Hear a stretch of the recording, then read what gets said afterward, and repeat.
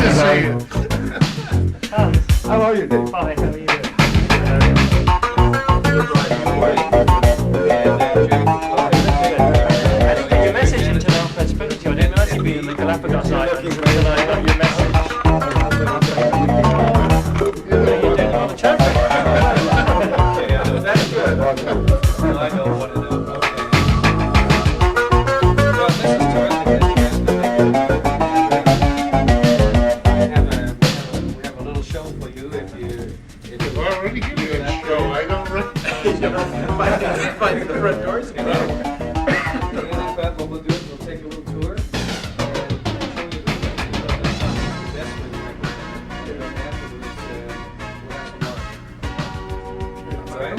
I can have a drink before lunch. You can have a drink. Oh, I guess, sir, absolutely. It's a perfect thing about it.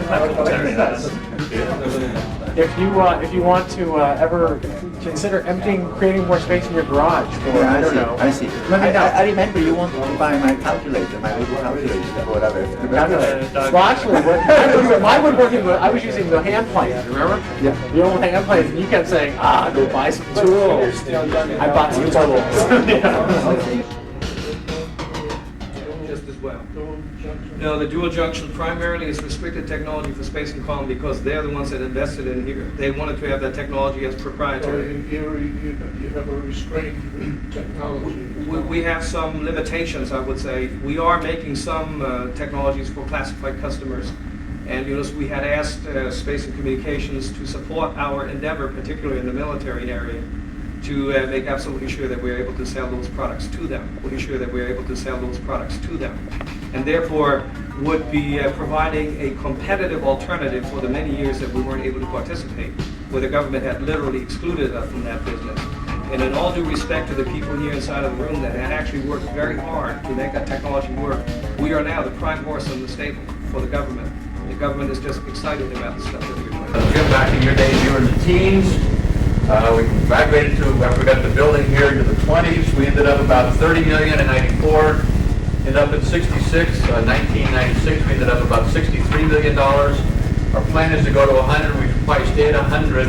Though our capacity in constant dollars is probably about $140 million as far as what we could actually ship with the capacity that we're looking at having. With 480 people, you're going to have a hell of a No, well, I'll share that chart goes up. We're going to add some heads. Well, we work on really hard.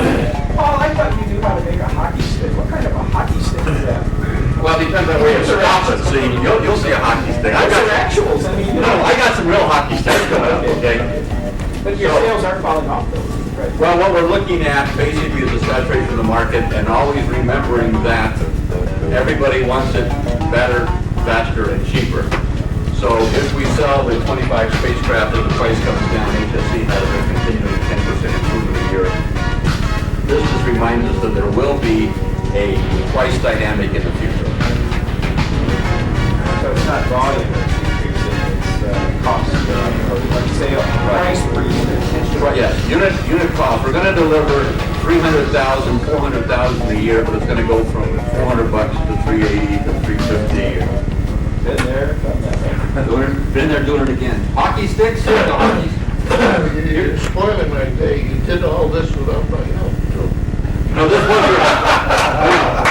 The plant's so well trained, they managed to do it. You put the Jim, I would never say that. What I would say is that you laid the foundation so we would do it effectively, okay? Last week we won a multi-band management program from the Air Force. Total value of this program is 4.75 million. It's the biggest R&D program I think we've had in the Air Force. We've been Finally, after all these years, Terry was program manager for phase one of the Mantec, which we demonstrated the 25.5% efficiency of rejection solar cell.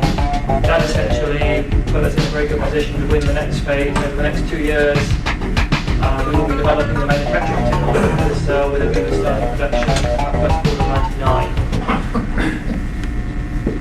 We, for a number of years, were working with HSC to really convince them of the importance of what we could do with an investment in MOVPE technology to grow some of these metal organic vapor phase epitaxy. I'll show you that in just a moment. And we talked with them, Peter showed one of these charts previously, about all these good things it could do for the spacecraft. It could give you more power, or you could cut the size of the array. You could close your gaps in the spacecraft lineup that Dieter mentioned. You could use that technology to lower the weights that you were taking into orbit. There were all these reasons we said you should be seriously working with us to develop a technology that gave you a higher efficiency device. The devices inherently work on the principle that we take the solar spectrum, this black body spectrum, and we'll more efficiently divide it up into segments. And by doing this, we can minimize the losses that we get if we use a single semiconductor operating in this spectrum, showing the device that we've done most of our work on, where we have two or three junctions. The top junction is made of this gallium phosphide material system, and it works out to about 650 nanometers. And then from there's a gallium arsenide cell underneath, which works from that point out to its band edge, which is around 850 nanometers. And that's the way the dual junction works. If we put a germanium substrate under it and make it active, that junction will then work all the way out to approximately 1.85 microns.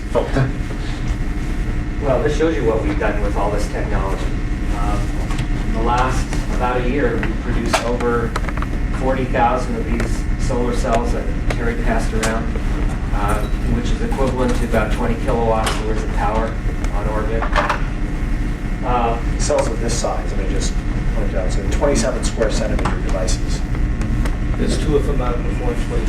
We finished delivering our first flight set worth of 8 solar panels for the NASAT program, which just went out on Tuesday. This gives you an idea of the gallium arsenide technology. You either ought to get a better illuminator or do this for younger men.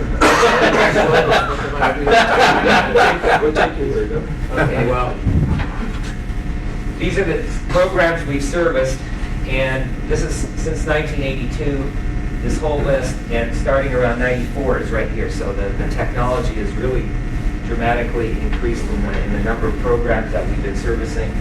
Well, I think on the Now right we're- hand, as opposed to 2x4s back in Bob Alden's. And these are all at 27 square? Yes. You know, I can remember making the statement, it's got to be 10 years, in fact, Peter may well have made it, that we have the capacity here to do the entire world's supply of CE. That took off. We needed more machines, as we've been talking about, so all of a sudden we needed a second fab, and what we did was kind of in line with the way we've always done things here. We created a separate Fab 2, isolated from Fab 1. And the idea, of course, is if one goes down because of problems, you don't go down. You have to all the safety systems that shut down the fab in certain circumstances. So we have two